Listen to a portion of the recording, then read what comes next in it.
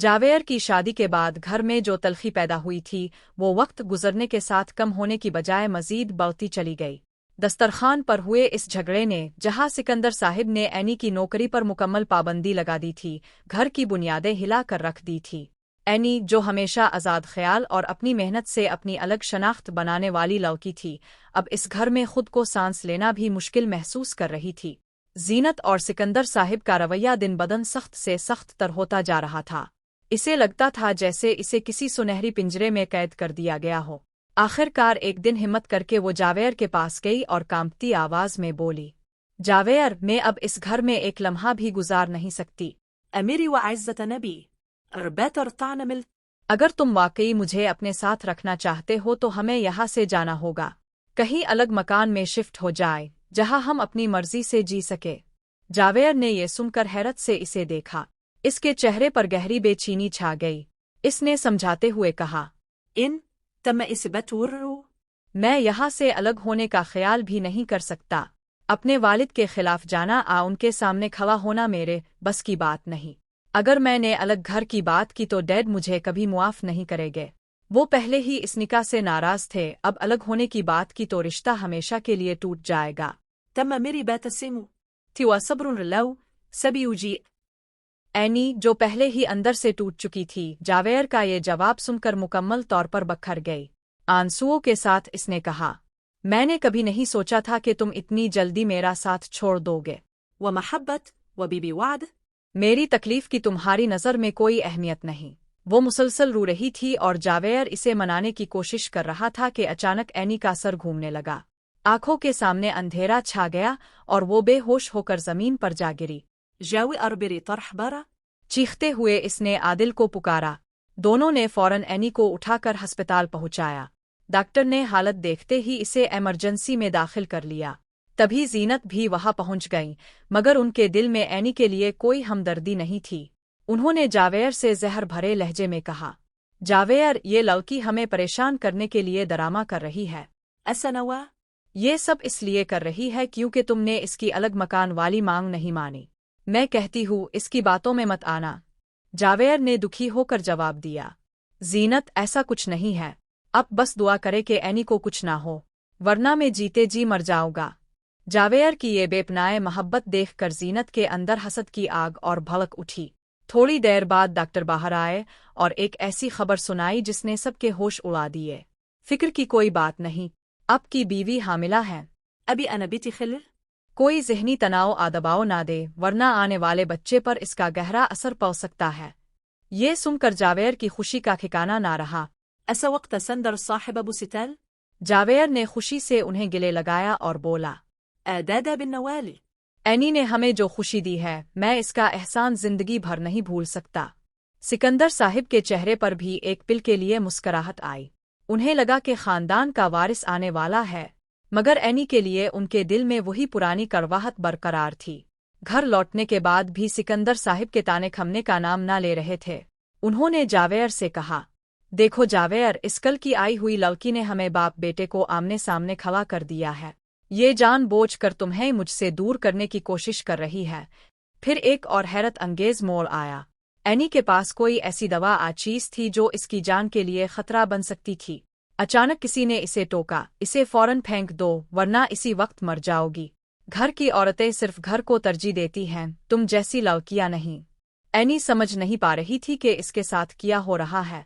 और सबसे बड़ा धमाका तब हुआ जब ये हकीकत सामने आई कि एनी को जो बड़े बड़े कॉन्ट्रैक्ट्स मिल रहे थे, जिनकी वजह से वो अपना काम छोड़ना नहीं चाहती थी, वो कोई कामयाबी नहीं बल्कि एक जाल थे। सिकंदर साहिब को पता चला कि ये सारे कॉन्ट्रैक्ट्स एनी को उनके अपने भाई यानी चचा ने दिलवाए थे। चचा का मकसद एनी की मदद करना नहीं था, बल्कि इसे घर के खिलाफ खड़ा करना था ताकि सिकंदर साहिब और जावेर के दरमियान इख्तिलाफ पैदा हो जाए। सिकंदर साहिब ने गुस्से में कहा, मैं जानता था ये सब किसकी साजिश है। ये चचा की चाल थी ताकि वो हमारे घर को तबाह कर सके। अब एनी एक ऐसे मोड़ पर खड़ी थी जहां इसे समझ नहीं आ रहा था कि वो किस पर यकीन करे। क्या वो जावेर और सिकंदर साहिब की खातिर अपना वो काम छोड़ देगी जिसे वो अपनी शनाख्त समझती थी, अपनी जिद पर कायम रहकर इस घर को हमेशा के लिए अलविदा कह देगी। सिकंदर साहिब की सोच थी कि उनके घर की औरतें बाहर काम नहीं करती और ये खानदान की बेइज्जती है। جبکہ اینی کا ماننا تھا کہ اس نے اپنی محنت سے جو مقام حاصل کیا ہے اسے وہ نہیں چھوڑ سکتی۔ گھر کے اندر سازشوں کا جال بچھ چکا تھا اور چچا کی اس ایک چال نے پورے خاندان کو بکھیر کر رکھ دیا تھا۔ اب اینی کو فیصلہ کرنا تھا اپنی شناخت بچائے گی یا اپنا گھر، کیونکہ دشمن اب اس کے اپنے گھر کے اندر ہی چھپے بیٹھے تھے۔ چند دن گزرے تو گھر کا ماحول تھوڑا سا بدلا۔ اینی کی حمل کی خبر نے سکندر صاحب کے غصے کو کچھ ٹھنڈا کیا تھا، مگر ان کی ضد اور خاندانی روایات اب بھی اینی کے لیے رکاوٹ بنی ہوئی تھیں۔ جاویر دن رات اینی کا خیال رکھتا، اسے آرام دیتا اور بار بار کہتا، اب تم بس آرام رو، سب کچھ میں دیکھ لوں گا، بچے کی خاطر، گھر کی خاطر۔ تم آمی ودو اني خاموش رہ۔ اس کا دل ٹوٹا ہوا تھا، مگر اب وہ بچے کی فکر میں بھی پڑ گئی تھی۔ ڈاکٹر نے واضح کہہ دیا تھا کہ تناؤ بچے کے لیے نقصان دہ ہے۔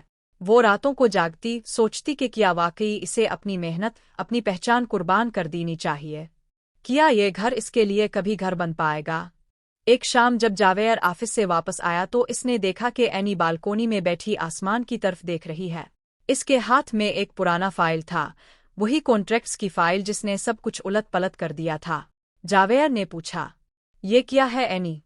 اینی نے آہ بھری اور کہا، یہ وہی جال ہے جس میں پھنس گئی تھی۔ چچا نے مجھے استعمال کیا، صرف تم لوگوں کے درمیان فاصلہ بڑھانے کے لیے، مگر اب مجھے لگتا ہے کہ شاید میں نے بھی غلطی کی۔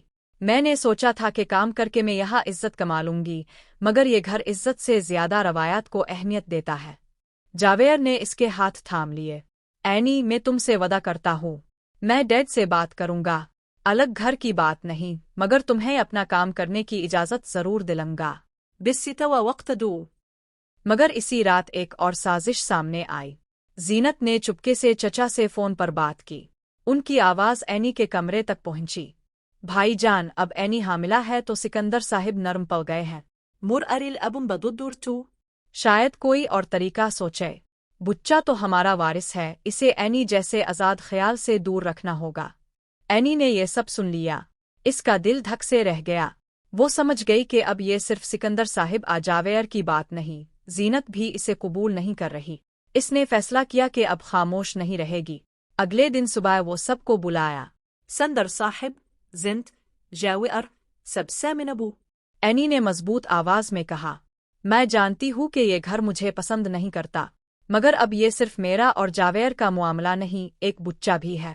میں اپنا کام نہیں چھوڑوں گی کیونکہ یہ میری پہچان ہے، مگر میں وعدہ کرتی ہوں کہ گھر کی عزت اور بچے کی پرورش کو ترجیح دوں گی۔ اری علومج قبول نرستتاو۔ میں جاویر سے کہوں گی کہ ہم الگ ہو جائے، مگر یہ فیصلہ آپ لوگوں کا ہے۔ سکندر صاحب کا چہرہ سرخ ہو گیا۔ وہ غصے سے اٹھے مگر جاویر نے انہیں روکا۔ اینی ٹھیک کہہ رہی ہے، ارم اس قبول نرستو خندان جاء۔ اور میں یہ نہیں چاہتا۔ سکندر صاحب نے ایک لمبی سانس لی، پھر آہستہ سے بولے، ٹھیک ہے، مر شرائط، تم کام کرو گی مگر گھر کی ذمہ داریاں بھی نبھاؤ گی، اور چچا کی سازش، اس کا حساب ہوگا۔ اینی نے سر ہلایا۔ ممل فتحنا مرئی شروعاتت۔ جاویر نے اسے گلے لگایا اور کان میں کہا، شرئن، تم نے ہم سب کو بچا لیا۔ مر آنی اختم نواء۔ چچا ابھی بھی باہر بیٹھا تھا اور اس کی اگلی چال تیار تھی۔ کیا اینی اور جاویر واقعی خوش رہ پائیں گے؟ ارن اسس شئن دوبارہ آزماء۔